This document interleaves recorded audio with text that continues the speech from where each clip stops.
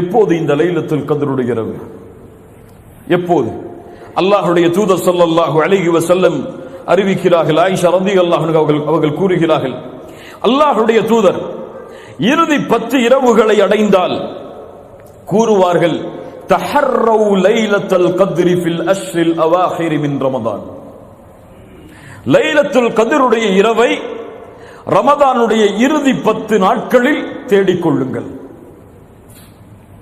நபி மிஸ்கீன், நாம் எல்லாம் ஏழைகள், அவ்வளவு எம்மால் தியாகத்தை செய்வதற்கு முடியாது. அல்லாஹ்வுடைய தூதர் ஸல்லல்லாஹு அலைஹி வஸல்லம் விதிவிலக்கு அளித்தார்கள். அடுத்த நபி மொழியில் அதுவும் இயலவில்லை என்றால் தஹர்ரவு லைலத்துல் கத்ரி ஃபில் வித்ரி மினல் அஷ்ரில் அவாஹிர் மின் ரமதான்.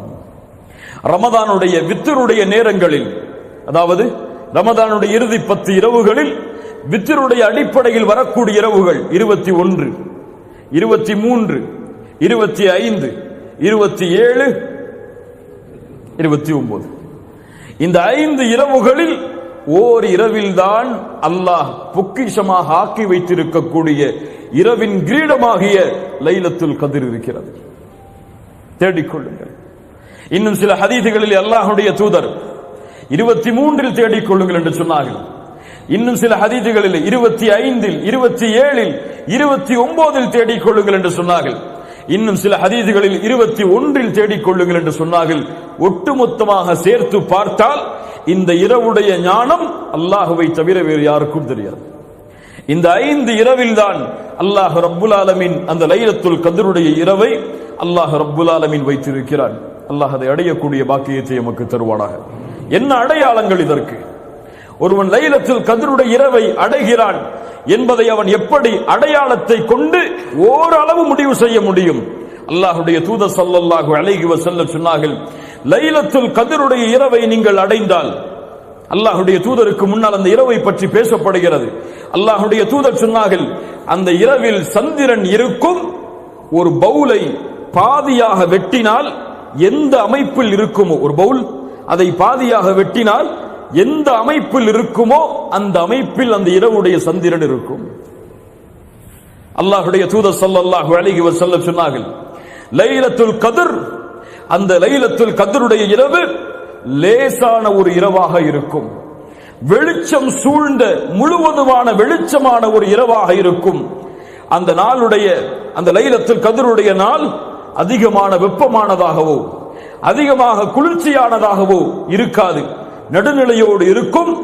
அந்த நேரத்திலே சூரியனுடைய, காலை நேரத்தின் சூரியனுடைய அந்த சிகப்பு நிறம் கொஞ்சம் கம்மியாக இருக்கும் என்று அல்லாஹ்வுடைய தூதர் ஸல்லல்லாஹு அலைஹி வஸல்லம் அவர்கள் சொன்னார்கள். மேலும் அல்லாஹ்வுடைய தூதர் ஸல்லல்லாஹு அலைஹி வஸல்லம் சொன்னார்கள், லைலத்துல் கத்ருடைய இரவில் உதிக்கக்கூடிய சூரியனுக்கு கதிர்கள் இருக்காது. சூரியனுக்கு கதிர்கள் இருக்காது.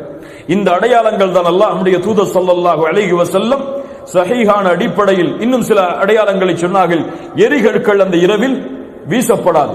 ஷைத்தானை விரட்டுவதற்காக எரிகற்களை, எரி நட்சத்திரங்களை மலக்குகள் வீசுவார்கள். அது இந்த இரவில் வீசப்படாது என்று அல்லாஹ்வுடைய தூதர் ஸல்லல்லாஹு அலைஹி வஸல்லம் சஹீஹான ஹதீஸின் அடிப்படையில் சொன்னார்கள். இது மட்டுமல்லாமல் இன்னும் மக்களிடத்திலே சில புழக்கத்திற்குரிய ஹதீஸுகள் எல்லாம் இருக்கிறது. லைலத்துல் கத்ருடைய இரவை அடைந்தால் நாய் குறைக்காது. இருக்கிறதா இல்லையா? கேள்விப்பட்டிருக்கீங்களா இல்லையா? யார் அறிவித்த ஹதீஸுகள் இதெல்லாம்? அல்லாஹ்வுடைய தூதரா? மஅதல்லாஹ், இயாது பில்லாஹ். இதுவெல்லாம் பலகீனமான இட்டுக்கட்டப்பட்ட அறிவிப்புகள். இது மட்டும்தான் சஹீஹான ஹதீஸின் அடிப்படையில் அல்லாஹ்வுடைய தூதர் ஸல்லல்லாஹு அலைஹி வஸல்லம் லைலத்துல் கத்ருடைய இரவுக்கு கூறிய அடையாளங்களாகும்.